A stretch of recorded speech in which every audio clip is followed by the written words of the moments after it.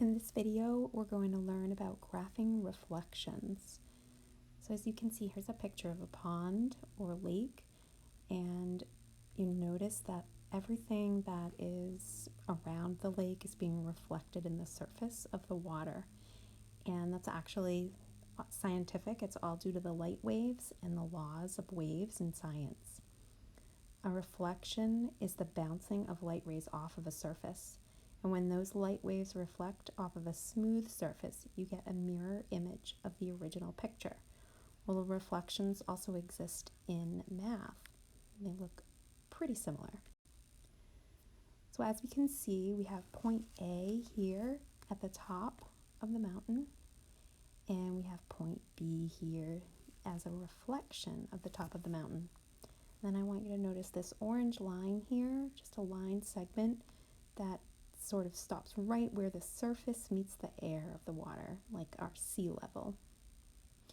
And what do you notice about the distance between point A and this line segment and point B and this line segment?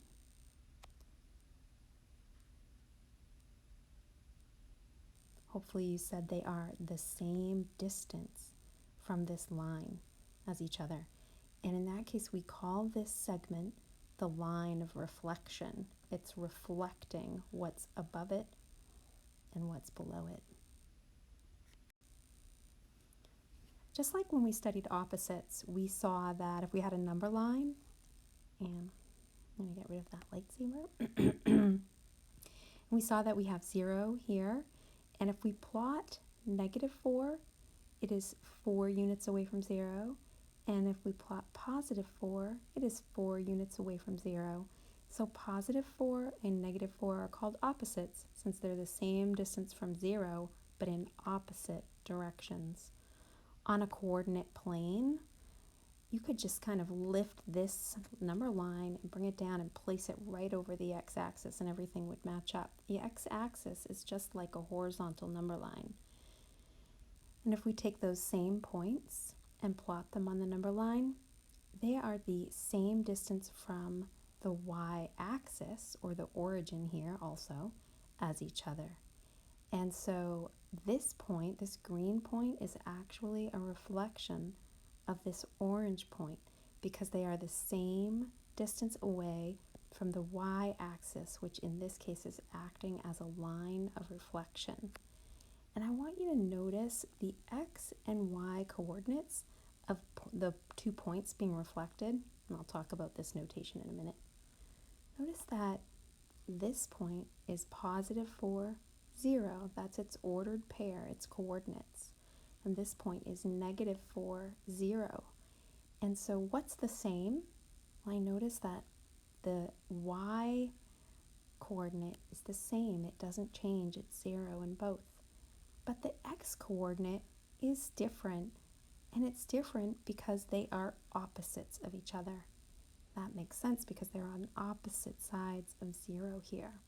So whenever you reflect a point, if you reflect it over the y-axis, your y coordinate will stay the same, and your x coordinate will be its opposite. I just wanted to mention what we saw earlier is a notation here. About how you say a point's reflection. So this is point A, or right here is point A, and it's -4, 0. The reflection of point A has this little, almost like an apostrophe there, and that is called A prime. So you note the point, the letter that notes the point, and then you say prime. But instead of writing prime, we always like shortcuts in math, you actually make this little mark. And that little mark just means you say prime. And so whenever you see that mark next to a letter, you know that that means it's a point that has been reflected over a line of reflection. We've reflected a couple points, or we saw points reflected over the y-axis. Now we're going to see how a point is reflected over the x-axis. In the other example, those points were drawn on the x-axis, but they reflected over this line. We're going to take point P, 3, 2, and reflect it over the x-axis.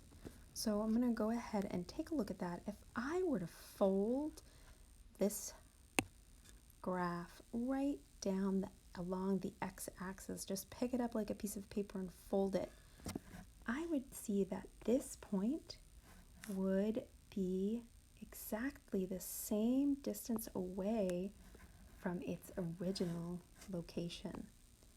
I mean, sorry, not from its original location, but from its line of reflection as its original location. So this would be P prime, and you'll notice that if I folded it here, that these 2 points would touch each other, and that's because they are the same distance from this line of reflection as each other. They're each 2 units away from the the x-axis. And then if I wrote the ordered pair, that is P prime, what is the ordered pair that represents that location? It's positive 1, 2, 3, and then I would go negative down 1, 2. So positive 3, negative 2.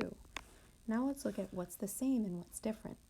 Well, the x value stayed the same, but the y value is its opposite. We reflected over the x value, so the x value stayed the same, and the y value is its opposite. All right, let's find the coordinates of point A on this one.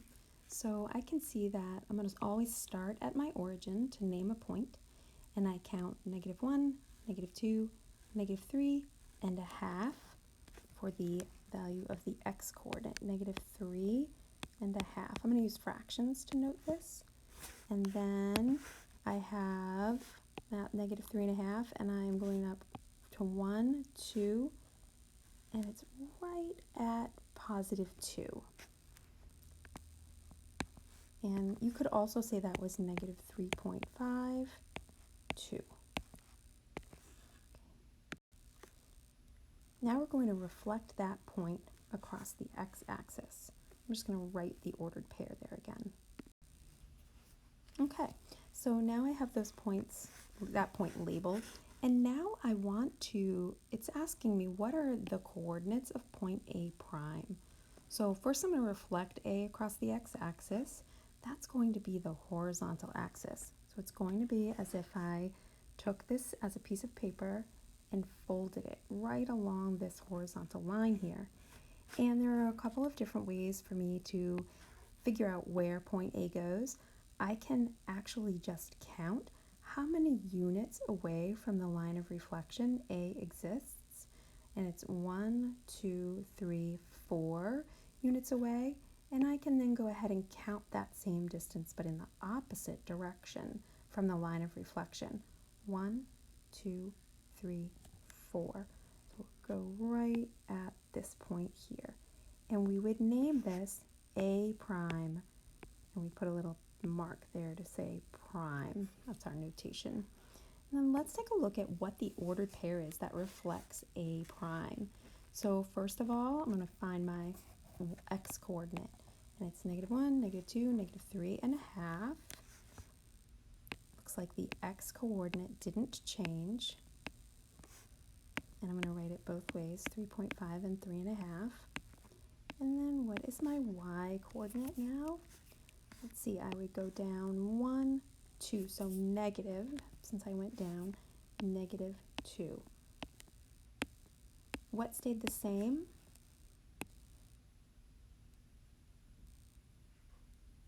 And what changed?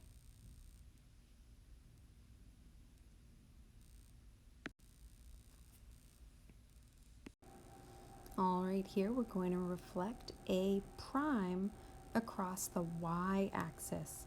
So I like to highlight my y-axis. That tells me which axis I'm going to go across.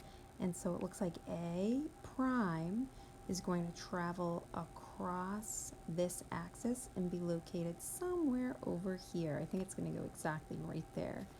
I'm going to ask you to guess in another page where exactly it's going to be. So I'm going to go ahead and plot that point that I know it would be if A prime were reflected across the y-axis. The y value would be the same and the x value would be its opposite. So the opposite of the x value would be positive 3.5, and the y value would stay the same, which was negative 2.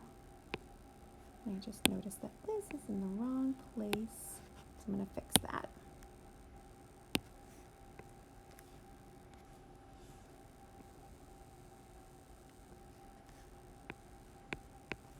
Okay, and now I can go ahead and plot my point right over here, and we're going to call that A double prime. It's been reflected, and then it's been reflected again. And let's see how those points measure up. So we've got positive 3.5, or 3.5, negative 2,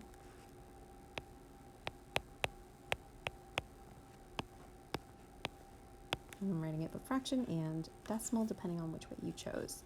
So I noticed that here's my original, the x value is negative and the y value is negative. And when I crossed the y-axis, the y value stayed negative. The x-axis was its opposite. You're just going to notice that kind of pattern as we go through this. So I wrote down here, using the word opposite, compare the ordered pairs of each of the reflected points and their reflections, but since we just went over that, I won't have you answer that. All right, the last thing I want to do is show you that you can also reflect entire figures over a line of reflection. So we have this trapezoid down here, and we're going to reflect it across the y-axis. I like to highlight which axis I'm going to reflect across, and then I like to highlight that axis. So when you're working, you can also grab a highlighter and go ahead and do that as well. And here I'm going to go ahead and reflect each of the corners of this figure. And then when I connect them all, I'll have the exact same figure, but it will be completely its mirrored reflection. Everything will be the opposite. So I'm going to count that this point here is 2 units away from the line of reflection. And I just want to note here, because sometimes people get confused, we've got, this is the first grid line, and it's noted as -1. That means that this number line that makes up the x-axis is going to count by ones. And so each grid mark indicates 1 unit. So even though this -1 here has kind of broken up this grid line here, this is still also counting by ones, I can see. So this will be -1. So make sure when you're counting the distance from this point to the axis, you want to make sure you count 1, 2. That was 2 units from this axis. Then I'm going to go the same distance but in the opposite direction to reach the location of the reflected point for that mark there. We'll go right there.